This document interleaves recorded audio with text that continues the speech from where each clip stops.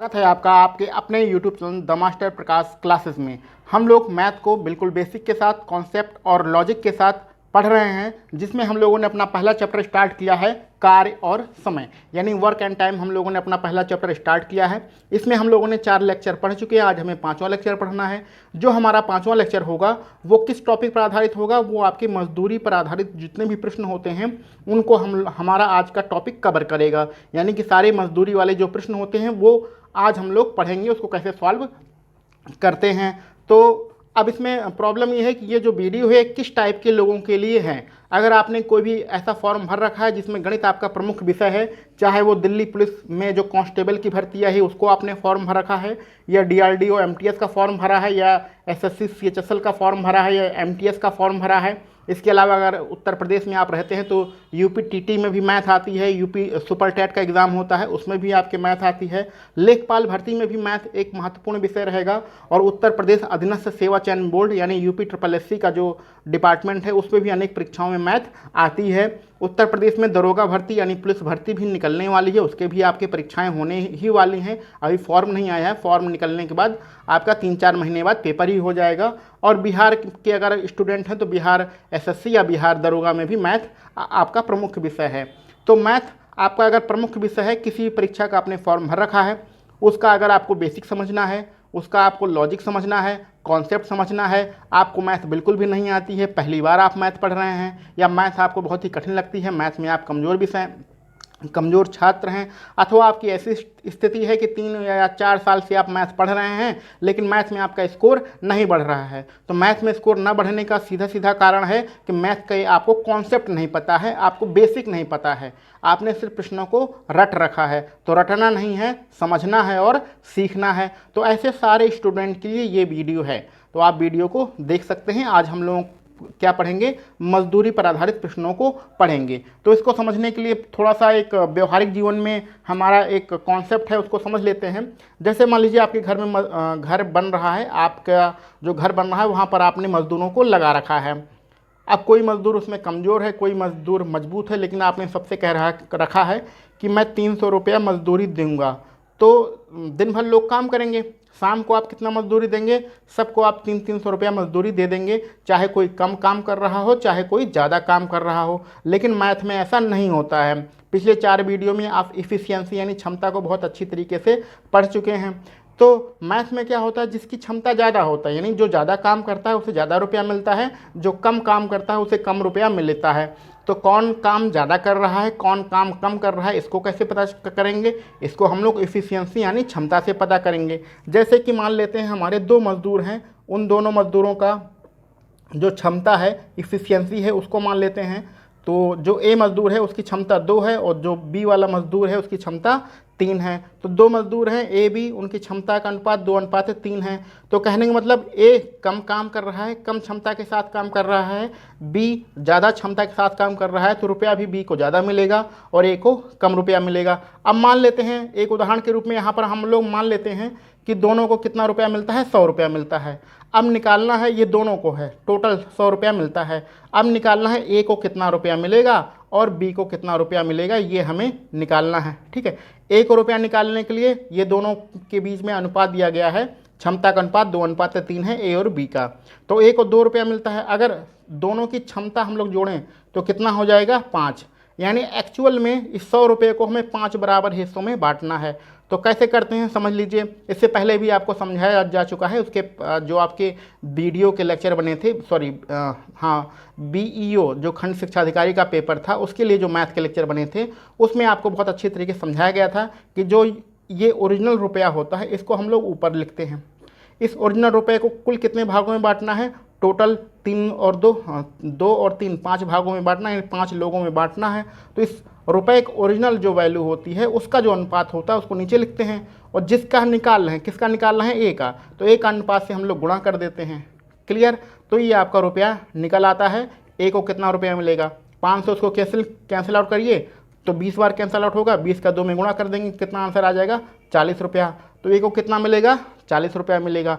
फिर समझ लीजिए बार बार हम लोग यही काम करेंगे कि जो ओरिजिनल वैल्यू होती है उसको ऊपर लिखते हैं, ओरिजिनल वैल्यू का जो टोटल अनुपात होता है उसको नीचे लिखते हैं, और जिसका निकालना होता है उसके अनुपात से गुणा कर देते हैं। क्लियर? अब बी को कितना मिलेगा, तो बी को 3 अनुपात में रुपया मिलेगा। तो बी का भी करेंगे, कितने रुपए में बांटना है, 100 रुपये में बांटना है। 100 को कितने हिस्से में बांटना है, 5 हिस्सों में, क्योंकि दोनों का ये 100 रुपया दोनों को मिलाकर है, तो और दोनों का मिला के अनुपात कितना है, 5।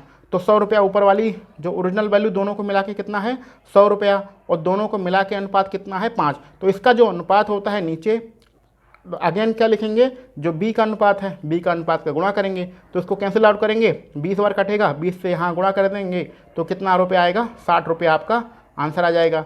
तो ऐसी कंडीशन में आप देख रहे हैं कि ए को कितना रुपया मिल रहा है, 40 रुपया, बी को कितना मिल रहा है, 60 रुपया, जो दोनों को बराबर रुपया नहीं मिल रहा है। लेकिन एक्चुअल में हमारी वास्तविक जीवन में क्या होता है कि जो ये दिन भर काम करेंगे तो इनको बराबर बराबर रुपया दिया जाएगा, चाहे कोई कम काम कर रहा है चाहे कोई ज़्यादा काम कर रहा हो। लेकिन मैथ के लिए ऐसा नहीं होता है, जो कम करेगा उसको कम रुपया, जो ज़्यादा करेगा उससे ज़्यादा रुपया। तो पूरे कॉन्सेप्ट में, पूरे लॉजिक में हमें क्या समझ में आया, हमें सिर्फ इफ़िशियंसी निकालना है, हमें सिर्फ क्षमता निकालना है।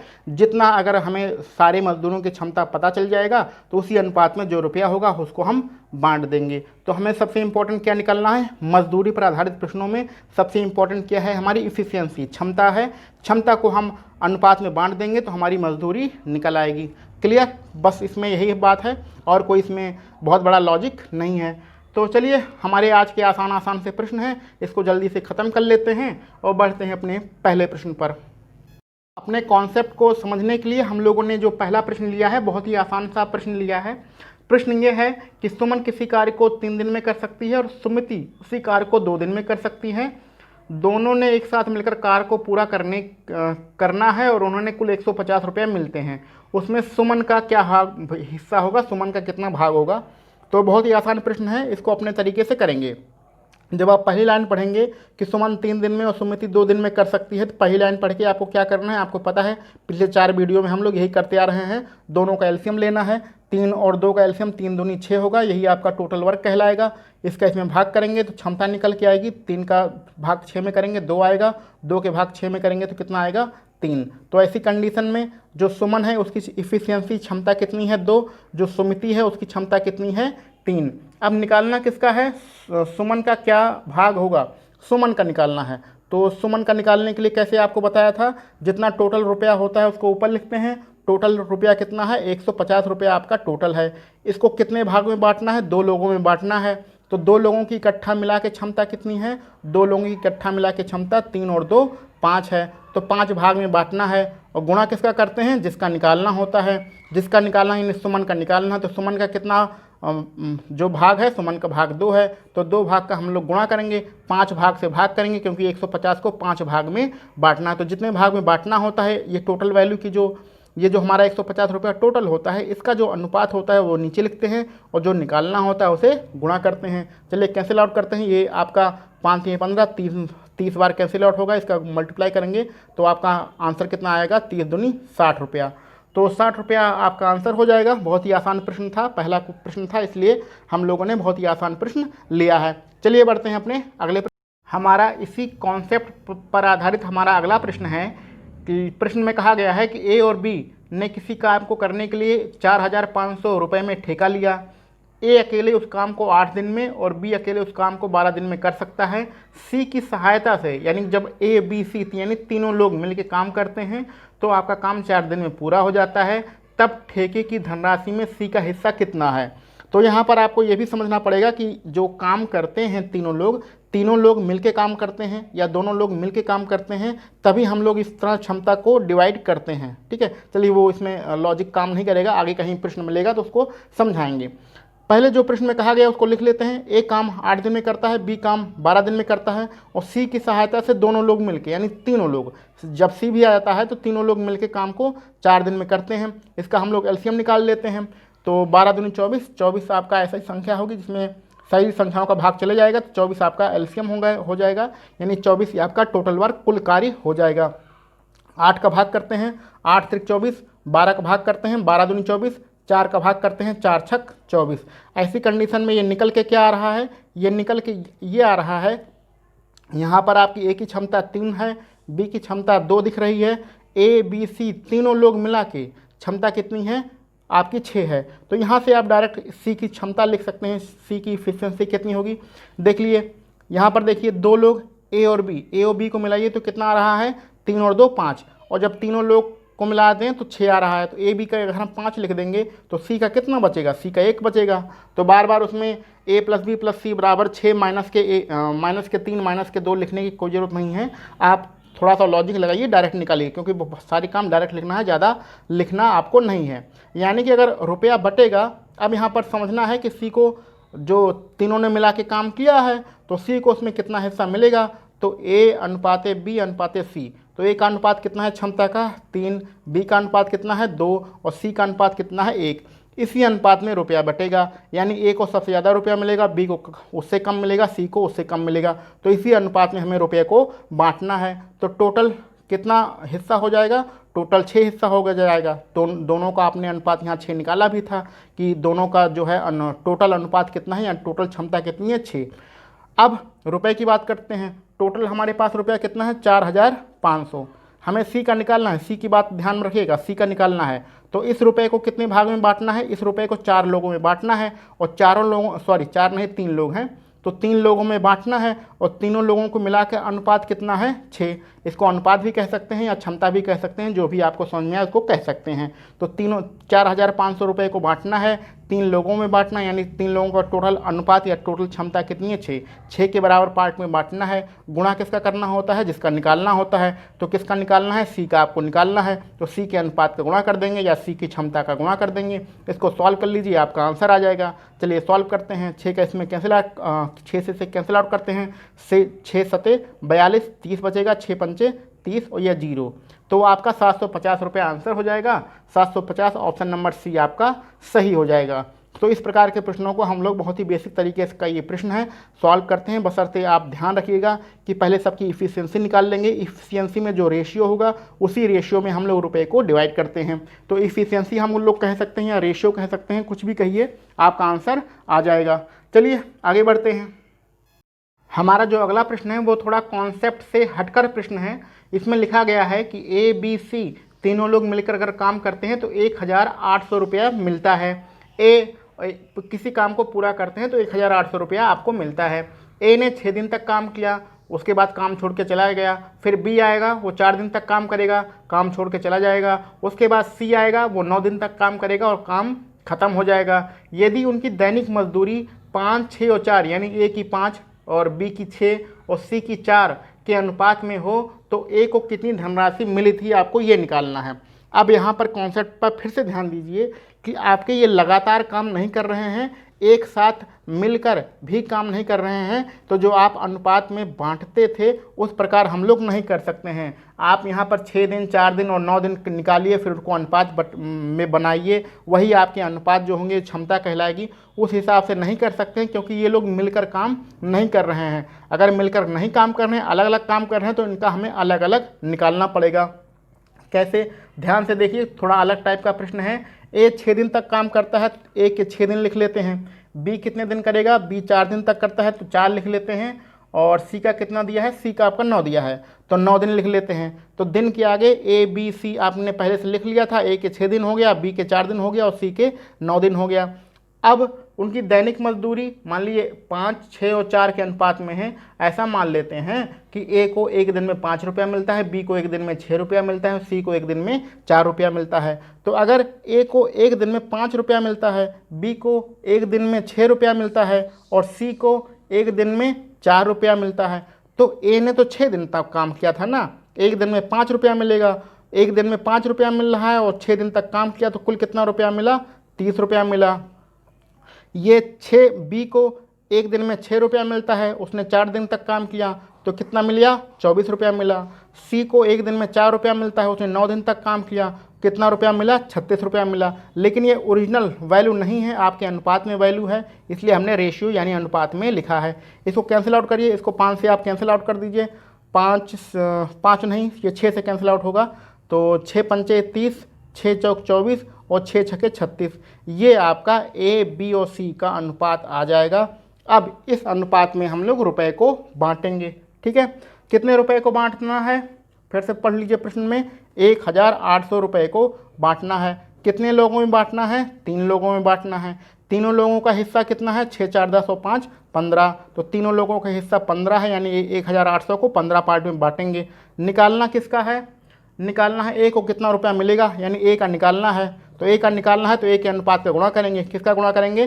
5 का आप गुणा कर देते हैं तो 5 से कैंसिल आउट करते हैं, 3 बार कैंसिल होगा। 3 से इसे कैंसिल आउट करते हैं, 3 छके 18, यानी कि 600 रुपया आपका आंसर हो जाएगा। तो 600 रुपया ऑप्शन नंबर बी आपका सही रहेगा। अब यहाँ पर ये जो प्रश्न था थोड़ा अलग टाइप का प्रश्न था। एक दिन का उनका मजदूरी का अनुपात दिया गया था, कितने दिन काम करते थे वो दिया गया था, तो कुल अनुपात में कितने रुपए कमा रहे हैं उसको हमने निकाल लिया है। देन यहाँ पर अनुपात निकालना है और आपका आंसर आ जाएगा। तो आसान है, कोई दिक्कत की बात नहीं है, थोड़ा सा अलग कॉन्सेप्ट इसमें लगाया गया है। चलिए बढ़ते हैं अपने अगले प्रश्न पर। अगला हमारा जो प्रश्न है ये भी कुछ डिफरेंट टाइप का ही प्रश्न है, तो चलिए कोई बात नहीं, हम लोग इसको सॉल्व करते हैं। प्रश्न में दिया गया है PQR 3 लोग हैं, एक काम को करते हैं और 5750 रुपया करने के लिए ठेका लेते हैं। P और Q ने 19/23 काम को पूरा किया, यानी P और Q के बारे में बता रहा है कि 19/23 काम करेंगे। और देन QOR के बारे में बता रहा है, QOR दोनों लोग मिलकर 8/23 काम करेंगे। तो Q को कितना मजदूरी मिलेगी, Q का हिस्सा क्या होगा, हमें ये निकालना है। ठीक है, क्लियर। आगे बढ़ते हैं। यहाँ पर देखिए जो आधार आपका दिया गया है, यहाँ पर 23 है, यहाँ पर 23 है। ये 23 जो आधार दिया गया है इसके कारण आपका प्रश्न बहुत ही आसान बन जाता है। अगर ये 23 आधार नहीं दिया होता तो इस आधार को हमें सेम करना होता। ये 23 क्यों दिया गया है? 23 इसलिए दिया गया है कि आप टोटल काम को 23 मान लीजिए। इस लाइन का क्या मतलब होता है? P और Q 19/23 कर रहे हैं, यानी टोटल आपका कितना काम है? टोटल आपका 23 काम है। उसमें से P और Q ने मिलकर कितना काम किया? 19 काम किया। तो 3 लोग हैं PQR, अगर P और Q ने 23 में से 19 काम कर दिया है तो देन यहाँ पर आप समझ सकते हैं कि R ने कितना काम किया होगा? R ने 4 किया होगा। 19 और 4 जोड़ेंगे तभी 23 आ जाएगा। तो यहाँ पर R की क्षमता निकल आई। क्लियर। यही चीज़ आगे भी लागू होगी। Q और R 23/8 काम कर रहे हैं, यानी टोटल अगर हम 23 काम मान लें तो उसमें से 8 काम मिल के Q और R कर रहे हैं। तो यहाँ से हम P का निकाल सकते हैं कि टोटल 23 हमारे काम करने थे, उसमें से 8 काम को Q और R ने किया है। तो P ने कितना किया होगा, यानी 23 में से 8 घटा दीजिए, 15 काम आपका P ने किया है। तो आपका R पता चल गया, P पता चल गया। अब हमें Q निकालना है। ठीक है, तो फिर देखिए 15 और 4 कितना होता है? 19, यानी 15 4 19। 19 काम तो R और P इन दोनों ने मिलकर किया है। कुल कितना करना है? 23 करना है। देखिए यहाँ भी 23 है, यहाँ भी 23 है। 19 काम देखिए यहाँ पर 15 और यहाँ पर R का 4, तो 4 और 15 जोड़िए तो आपका हो जाएगा 19, यानी 19 काम तो सिर्फ P और R ने मिलकर किया है। तो Q ने कितना किया होगा? Q ने आपका 4 काम किया होगा। तो ये आपकी क्या निकल आएगी? क्षमता निकल आएगी, यानी कि P अनुपात Q अनुपात R आपका निकल आया। P का कितना है? 15, Q के कितना है? 4 और R का कितना है? 4। ये अनुपात आपका निकल आया। अब इसी अनुपात में हम लोग रुपए को बांट देंगे। तो रुपए में हमें निकालना किसका है? Q का निकालना है। Q का रुपया निकालना है। रुपए को कितने भागों में बांटना है? 5750 रुपये को बांटना है। इतने रुपए को बांटना है। तो इतने रुपए को कितने लोगों में बांटना है? 3 लोगों में बांटना है। तीनों लोगों का टोटल हिस्सा कितना है? 23 है, ये ऊपर लिखा ही है। क्लियर। गुणा किसका करते हैं? Q का हिस्सा कितना है? 4, तो 4 का हम लोग गुणा करते हैं। क्लियर, कोई बड़ी बात नहीं है। अब इसको आप सॉल्व कर लीजिए, आपका आंसर आ जाएगा। तो सॉल्व करते हैं। 23 का पहाड़ा पढ़ते हैं, 23 दूनी हो जाएगा 46, यहाँ 2 और रहेगा तो 46 हो जाएगा। बचेगा कितना? 46 हो जाएगा, बचेगा 11 और हो जाएगा 15। तो 23 पचे शायद 3 पचे 15, हाँ 23 पचे आ जाएगा आपका 115 आ जाएगा। यहाँ 0 रहेगा ही ये, और ये 4 का भी गुणा आपको करना ही है। इसको 4 गुणा करने के बाद 250 गुणे 4 आपको करना है। तो आपका कितना आंसर आ जाएगा? आपका आंसर 1000 आंसर आ जाएगा। तो इस प्रकार आपने इस प्रश्न को सॉल्व किया है। थोड़ा डिफरेंट टाइप का क्वेश्चन है। P और Q के रूप में दिया था 19/23, यानी 23 टोटल वर्क था। 19 काम P और Q मिलके करेंगे। यहाँ QR 8/23 यानी 23 टोटल वर्क है, उसमें 8 काम QOR करेंगे। ऐसी कंडीशन में P कितना करेगा? 15, और इस वाली कंडीशन में R कर रहा है 15, तो Q का अनुपात कितना होगा? 15 19, तो R और P ने मिलकर किया है। तो यहाँ पर Q कितना काम करेगा? आपका 4 काम करेगा, क्योंकि टोटल हमें 23 काम करना है। तो हमें अनुपात पता चल गया PQR का, तो उसी अनुपात को रुपए में बांट देते हैं। तो रुपए में कितना बांटना था, इसको बांटना था, 23 का आपने भाग कर दिया, देन 4 का गुणा कर दिया, तो आपका आंसर आ जाएगा। तो कोई बहुत बड़ी बात नहीं थी, आसान सा क्वेश्चन था, नॉर्मल क्वेश्चन था, हम लोग आराम से कर सकते हैं। ये समझने वाली बात थी, जो समझने वाली बात है उसी को समझाने में टाइम लगता है, इसलिए थोड़ा ऊबा मत करिए। मैथ को सीखा जाता है, मैथ में जल्दबाजी नहीं किया जाता है, मैथ को सीखा जाता है। आप सीख लेंगे तो बड़े से बड़ा क्वेश्चन या कठिन से कठिन क्वेश्चन आ जाएगा तो भी आप उसको सॉल्व कर लेंगे। अगर ये सोचते हैं कि आसान सा क्वेश्चन है, जल्दी इसको सॉल्व करके निपट जाएं, तो ऐसा मत किया कीजिए। आसान चीज़ें ही समझने में टाइम लगता है, कठिन चीज़ें तो हमें सिर्फ जल्दी जल्दी हम लोग कर लेते हैं, उसमें दिक्कत नहीं होती है। तो चलिए बढ़ते हैं अपने अगले प्रश्न पर। हमारा अगला प्रश्न भी बहुत ही आसान प्रश्न है, इसको हम लोग जल्दी से निपटाते हैं। 3 व्यक्ति एक कार्य को करने के लिए 1200 रुपये में पूरा करने के लिए ठेका लेते हैं। पहला व्यक्ति उस काम को 8 दिन में, दूसरा व्यक्ति 12 दिन में और तीसरा व्यक्ति 16 दिन में कर सकता है। ठीक है, वे सब मिलकर एक चौथे व्यक्ति की सहायता लेकर वह कार्य 3 दिन में पूरा कर देते हैं। यानी चौथा व्यक्ति भी आ जाता है और तीनों लोग मिलकर काम करें, यानी चारों लोग मिलकर काम करें। 3 व्यक्ति पहले थे, एक चौथा और आ जाएगा तो काम को 3 दिन में ख़त्म हो जाता है। तो इस कंडीशन में चौथे व्यक्ति को कितना रुपया मिला है, तो यहाँ पर देखिए सब लोग मिल के काम कर रहे हैं, मिल के काम कर रहे हैं, यानी सबकी क्षमता निकालनी पड़ेगी और क्षमता के अनुपात में ही हम लोग रुपए को बांटेंगे। तो कोई बात नहीं, जल्दी जल्दी कर लेते हैं। ए के 8 दिन दिया है, बी के 12 दिन दिया है, सी के 16 दिन दिया गया है और यहाँ चारों हैं तो चारों मिला के 3 दिन दिया गया है। तो इन सब का एलसीएम कितना आएगा, 16 दूनी 32 और 16 तिहाई 48। आपका 48 एलसीएम आ जाएगा। यही एलसीएम आपका टोटल वर्क यानी टोटल कितना काम करना ये निकल आएगा। 8 का इसमें भाग करेंगे, 8 6 48, 12 का इसमें भाग करेंगे, 12 चौक 48, 16 का इसमें भाग करेंगे, 16 तिहाई 48, 3 का इसमें भाग करेंगे, 3 एकम 3 और 3 छके 18। तो ऐसी कंडीशन में ए की क्षमता 6 आ गई, बी की क्षमता 4 आ गई, यहाँ पर सी की क्षमता 3 है। तो ए बी सी चारों लोगों को मिलाकर ए बी सी डी क्षमता आपकी कितनी है, 16 है। तो यहाँ पर आप देख सकते हैं 3 लोगों को मिलाकर कितनी क्षमता है। यहाँ पर देखिए 3 लोगों को जो मिलाकर क्षमता दिया गई, इफिशियंसी दिया गया है वो कितना है, 6 4 10 और 3 13। तो 3 लोगों को मिला के आपका 13 है। इन 3 लोगों ए बी सी 3 लोगों का मिला के कितना है, 13, 6 4 10 और 3 13। तो और 4 लोगों को मिला दें तो कितना हो जाएगा, 16। ऐसी कंडीशन में डी की क्षमता कितनी होगी, तो डी की क्षमता सबको पता है, 16 में से 13 घटा दो, कितना बचेगा, 3। तो ऐसी कंडीशन में टोटल चारों लोगों का 16 है, डी का 3 है और बाकी ये सबका दिया ही गया है। अब निकालना किसका है, चौथे व्यक्ति को कितना रुपया मिलेगा, यानी डी को कितना रुपया मिलेगा यही निकालना है। तो कितने रुपए को बांटना है, 1200 रुपये को बांटना है। जितना रुपए को बांटना है उतना पहले लिख लीजिए। इस रुपए को कितने लोगों में बांटना है, 4 लोगों में बांटना है। तो 4 लोगों का टोटल मिला के कितना है, 16 है, यहाँ पर दिया गया है। जिसमें बांटना होता है उसका गुणा कर देते हैं। बांटना किस में है, डी को देना है, तो डी का अनुपात कितना है, 3, यानी 3 का आप गुणा कर देंगे। यही हम लोग हर प्रश्न में कर रहे हैं। तो चलिए कर देते हैं, इसको 4 से कैंसिल आउट करते हैं। 4 चौके 16, 4 तिहाई 12 और ये 2 जीरो पीछे रहेगा ही।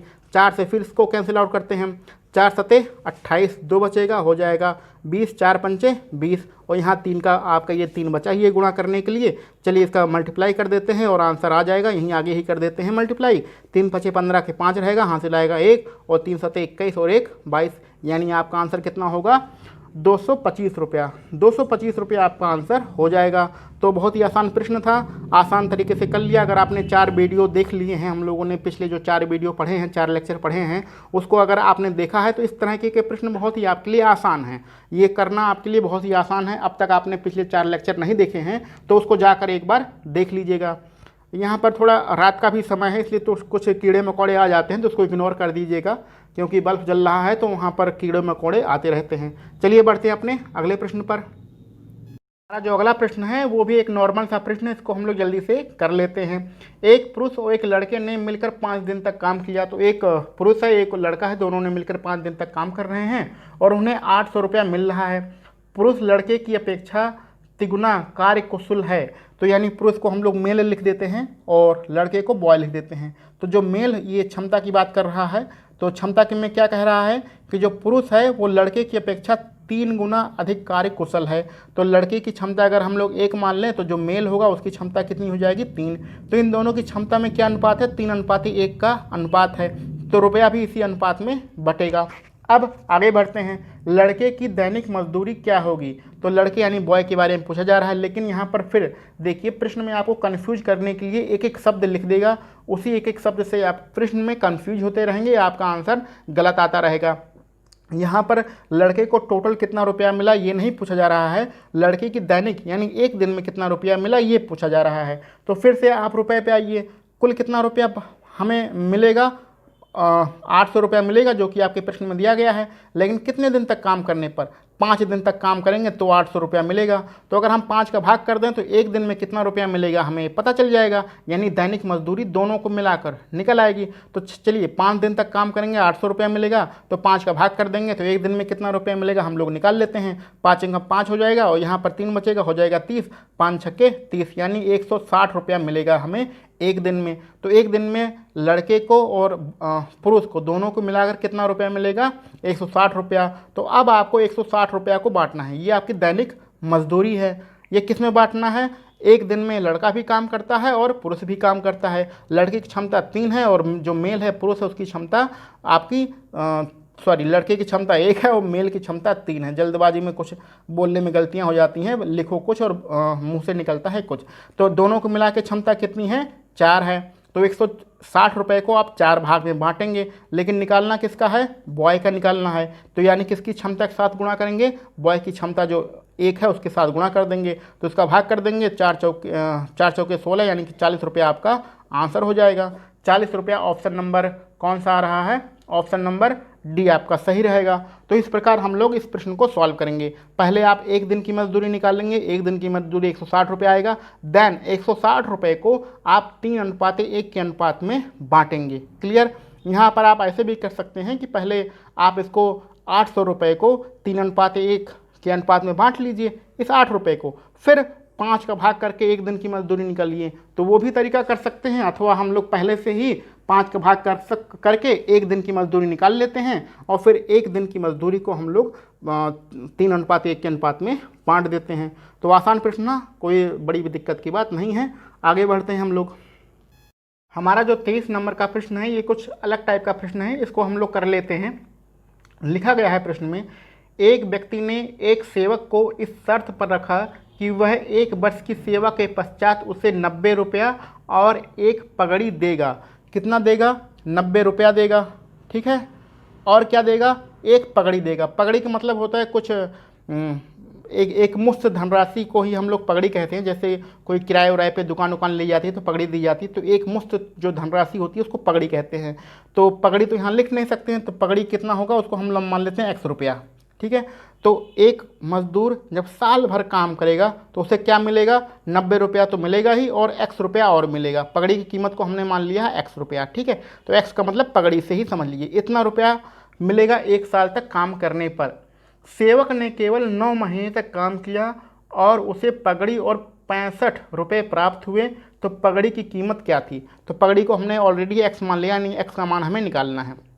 देखिए ध्यान समझिए, 90 रुपया और X ये कब मिलेगा, 1 साल तक काम करने पर मिलेगा। तो 1 महीने में कितना रुपया मिलेगा, तो 1 साल में 12 महीने होते हैं, यानी 12 का अगर भाग कर दें तो 1 महीने में कितना रुपया मिलेगा ये निकल आएगा। तो अभी 12 का भाग नहीं करना, सिर्फ इसको देखते रहिए।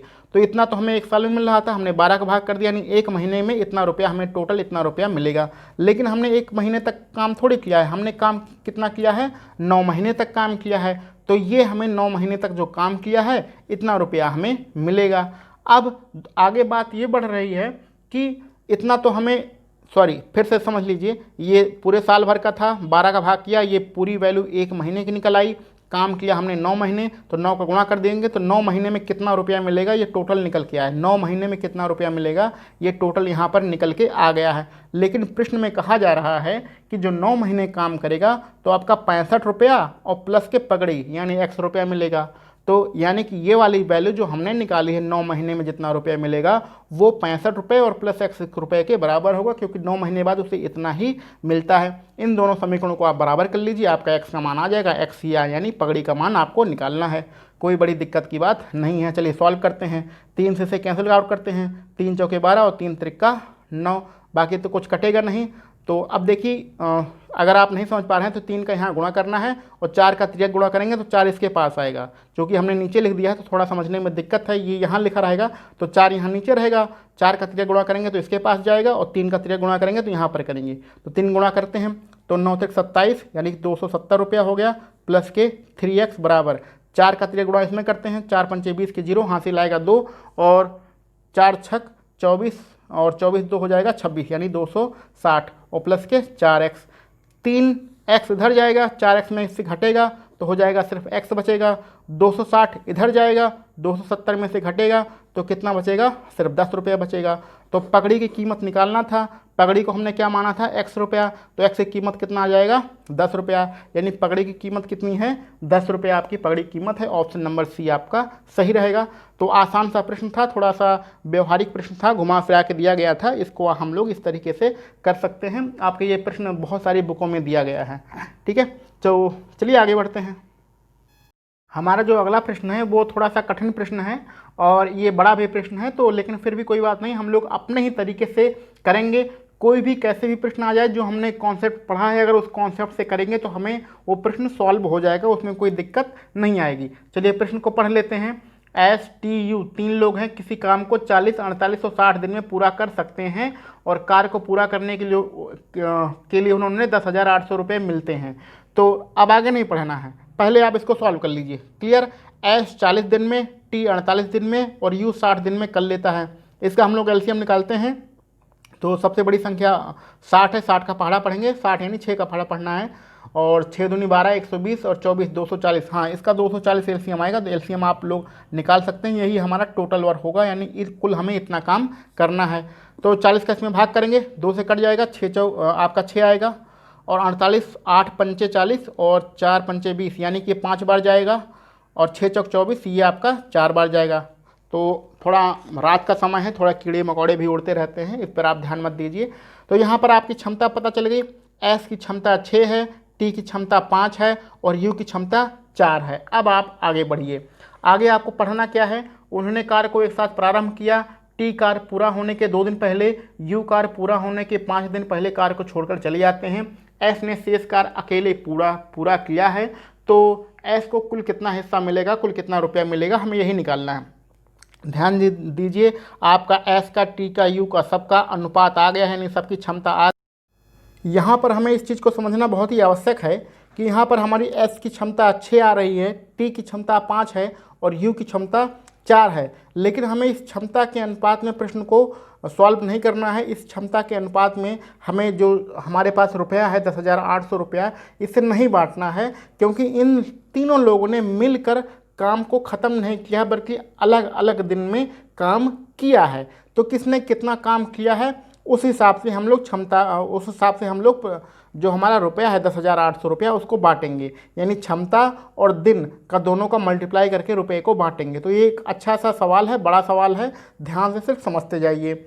अब पहले हम प्रश्न को पढ़ते हैं और प्रश्न में आगे लिखा है T कार्य पूरा होने के 2 दिन पहले कार्य को छोड़ देता है। तो यानी कि T के बारे में बात कर रहा है। T के बारे में क्या बात कर रहा है, 2 दिन पहले कार्य को छोड़ देता है। तो इस प्रकार के प्रश्न को हम लोगों ने पिछले वीडियो में पढ़ा है कि कुल कार्य को कैसे हम लोग निकालते हैं, कुल कार्य कितने दिन में ख़त्म होगा उसको कैसे निकालते हैं। इस चीज़ को, इस टाइप के प्रश्नों को हम लोग पिछले वाले वीडियो तीसरे नंबर, जो हमारी तीसरे नंबर या चौथे नंबर की वीडियो थी, उसमें हम लोग पढ़ चुके हैं। T ने 2 दिन पहले छोड़ा, क्लियर। T की क्षमता कितनी है, 5 है। तो अगर वो छोड़ के नहीं जाता तो कितने काम करता, आपके 10 काम कर देता, यानी 10 वर्क ये करके चला जाता। 1 मिनट रुकिए।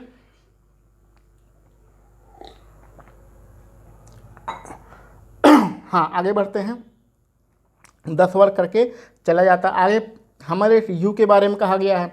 यू भाई साहब क्या करते हैं, यू कार्य पूरा होने के 5 दिन पहले कार्य छोड़ देते हैं। तो यू 5 दिन पहले छोड़ते हैं। यू की क्षमता कितनी है, 4 है। तो अगर ये काम नहीं छोड़ते तो 4 पंचे 20 काम ये कर देते। ऐसी कंडीशन में अगर टी और यू काम ना छोड़े तो टोटल कितना काम हो जाता, 30 वर्क आपका हो जाता। लेकिन इन्होंने काम छोड़ दिया है, तो जो वर्क होता है वो कैसे निकालते हैं, हम इनको काम ये छोड़ दिया है लेकिन हम इनको काम छोड़ने नहीं देंगे, बल्कि इनका द्वारा किया गया कार्य हम जोड़ देते हैं। ये कॉन्सेप्ट बहुत ही अच्छे तरीके से आप लोगों ने पिछले वीडियो में पढ़ा है, हम इसको डिटेल में यहाँ पर नहीं समझा रहे हैं।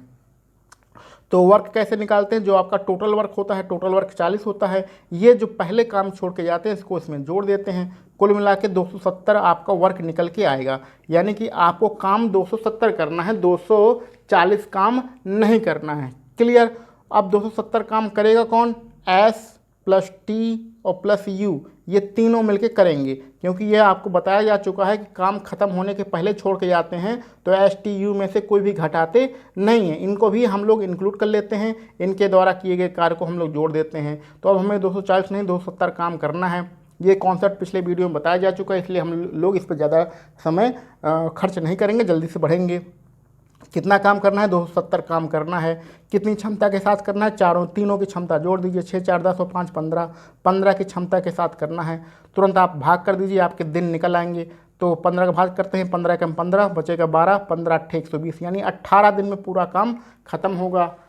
ठीक है। अभी आपका प्रश्न नहीं खत्म हुआ, अभी तो प्रश्न चालू हुआ है। ये एक कठिन सा प्रश्न है और इसको समझने के लिए हमें टाइम देना पड़ेगा। देखते हैं कौन कितने दिन तक काम कर रहा है। तो एस की बात करते हैं। एस तो आपके आखिरी दिन तक काम करेगा, यानी सबसे आखिरी में काम खत्म करता है, जो कि प्रश्न में आखिरी लाइन में लिखा है कि एस शेष कार्य को अकेले पूरा करता है, यानी एस पूरे काम करता है। तो एस पूरा काम करता नहीं कि 18 दिन आपका लगातार काम एस करेगा, क्योंकि काम कितने दिन चल रहा था, 18 दिन काम चल रहा था। टी के बारे में करिए। टी कार्य पूरा होने के 2 दिन पहले कार्य छोड़ देता है, तो 18 दिन तक काम चलता है, 2 दिन पहले छोड़ देगा, तो टी ने 16 दिन तक काम किया है। यू के बारे में करिए। यू काम पूरा होने के 5 दिन पहले छोड़ देते हैं, तो आपका काम इस 18 दिन में पूरा हो रहा है। 5 दिन पहले छोड़ देगा तो यू कितने दिन काम किया, 13 दिन काम किया। तो एस 18 दिन काम करेगा, टी 16 दिन काम करेगा, यू 13 दिन काम करेगा। इनकी क्षमता कितनी है, एस की क्षमता आप ऊपर निकाल चुके हैं, कितनी है 6 है, और टी की क्षमता आप ऊपर निकाल चुके हैं, कितना है 5 है, और यू की क्षमता आप ऊपर निकाल चुके हैं, कितना है 4 है। ये इनकी क्षमताओं का अनुपात हम लोग ऊपर निकाल चुके हैं और ये इनके दिन है।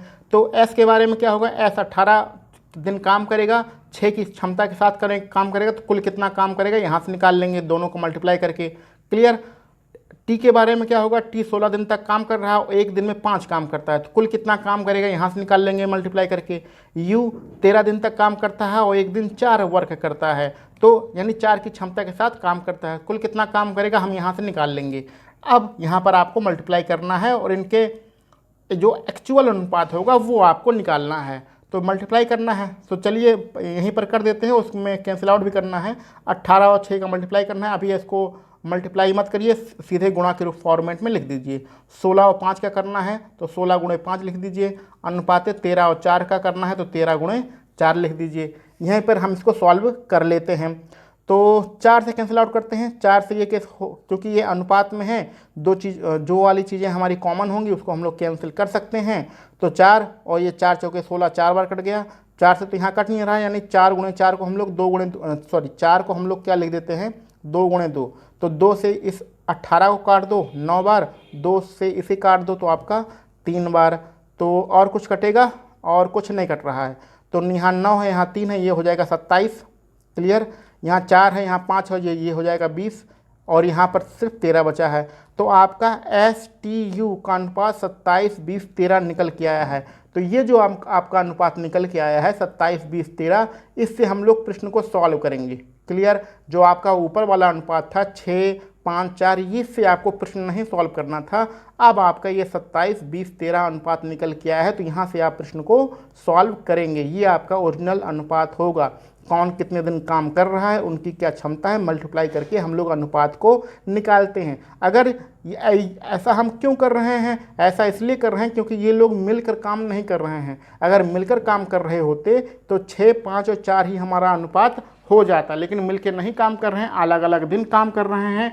कोई कभी छोड़ के जा रहा है, कोई कभी छोड़ के जा रहा है। तो ऐसी कंडीशन में किसने कितने दिन काम किए और किसकी कितनी क्षमता, उसको मल्टीप्लाई करने पर किसको कितना हिस्सा मिलेगा वो निकल के आता है। यानी कि एस को 27, टी को 20 और यू को 13 हिस्से में हम लोग रुपए को बांटेंगे। तो चलिए अब रुपए को बांट लेते हैं। तो यहाँ पर देखिए हमें कितना रुपया बांटना है, 10,800। तो 10,800 रुपया आपको बांटना है। ठीक है, ये कितने भागों में बांटना है अभी आप ऊपर अनुपात निकाल चुके हैं, 27, 20, 13 के अनुपात में निकाल चुके हैं। इसको जोड़ दीजिए तो 27 को 20 मान लीजिए, 20, 20, 40 और 10, 50, 3, 53 और 7 हो जाएगा 60, यानी 60 अनुपात में बांटना है। इसे 3 लोगों में बांटना है, तीनों लोगों का टोटल कितना है 60, ये अभी आप ऊपर लिख चुके हैं। और निकालना किसका है, प्रश्न में किसका पूछा जा रहा है, एस का। तो एस का निकालना है, तो जिसका निकालना होता है उसका अनुपात से गुणा कर देते हैं। तो एस का अनुपात कितना है, एस का अनुपात है 27, 27 से आप मल्टीप्लाई कर देंगे, आपका आंसर आ जाएगा। चलिए सॉल्व करते हैं जल्दी से। तो इसे 3 से कैंसिल आउट करते हैं, 3 दूनी 6 और 3 नवा 27, 2 से इसे कैंसिल आउट करते हैं, ये 5 बार जाएगा, ये 4 बार जाएगा और ये अभी 0 बचा है। अब 9 का इसमें मल्टीप्लाई करते हैं, तो 9 का मल्टीप्लाई कर दीजिए, 0, 9 चौक 36 के 6, हाथ से लाएगा 3 और 9 5 45 और 3 48, यानी कि 4,860 रुपया आपका आंसर हो जाएगा। 4,860 रुपया, ऑप्शन नंबर डी आपका सही रहेगा। तो इस प्रकार से एक लंबा चौड़ा क्वेश्चन था, बहुत ही अच्छे तरीके से क्वेश्चन इसको हम लोगों ने लगाया है, बड़ा क्वेश्चन था। अगर आपका बेसिक कंप्लीट है तो चाहे बड़ा हो चाहे छोटा हो, कैसे भी प्रश्न हो आप उसको लगा सकते हैं, कोई दिक्कत की बात नहीं है। चलिए बढ़ते हैं अपने अगला प्रश्न। हमारा कुछ डिफरेंट टाइप का प्रश्न है। प्रश्न में कहा गया है किसी फैक्ट्री में मजदूरों की जो संख्या है वो 15:11 यानी 15:11 के अनुपात में कमी हो जाती है और उनकी मजदूरी में 22:25 के अनुपात में वृद्धि हो जाती है, यानी कि 22:25 के अनुपात में वृद्धि हो जाती है। ऐसी संख्या में मजदूरों की कुल मजदूरी किस अनुपात में घटाई जानी चाहिए।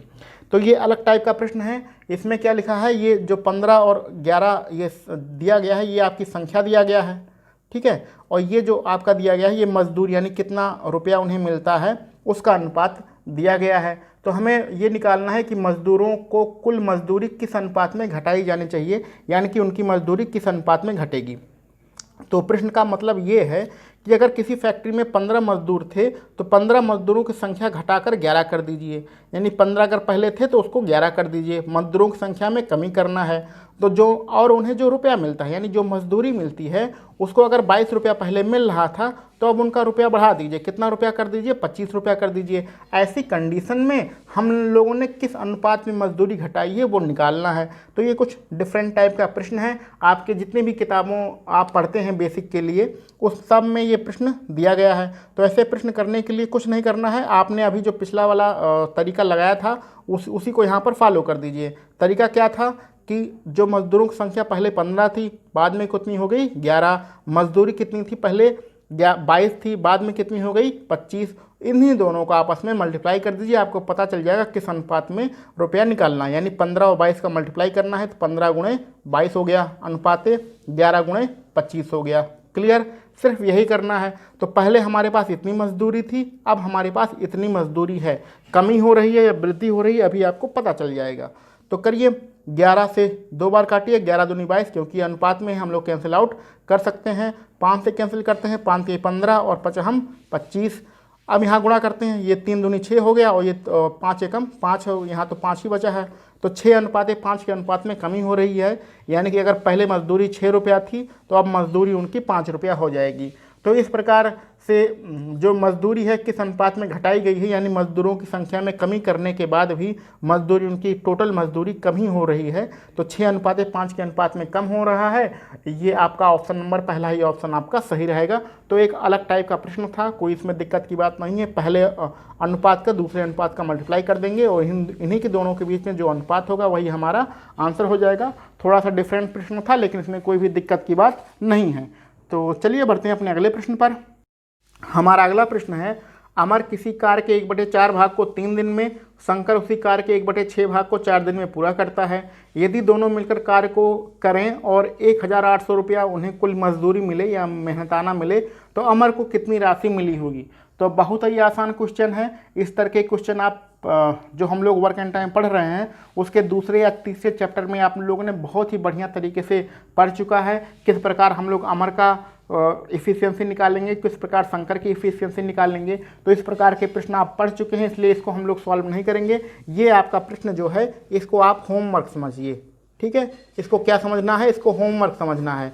और इसको होमवर्क समझ के आप इसको सॉल्व करिए, और सॉल्व करने के बाद जो भी आपका आंसर आए उसको कमेंट बॉक्स में ज़रूर लिखिएगा, क्योंकि इस टाइप के प्रश्न हम लोग पढ़ चुके हैं, तो बार बार एक ही प्रश्न लगाने की कोई ज़रूरत नहीं है। आपने जो ये बटे वाले काम होते हैं, 1/3, 1/4, इस तरह के जो काम होते हैं, इस सारे काम आप पिछले वाले वीडियो यानी तीसरे या चौथे वीडियो में आपने पढ़ा होगा। तो इसको होमवर्क समझ के आप इसका आंसर कमेंट बॉक्स में ज़रूर बताइएगा।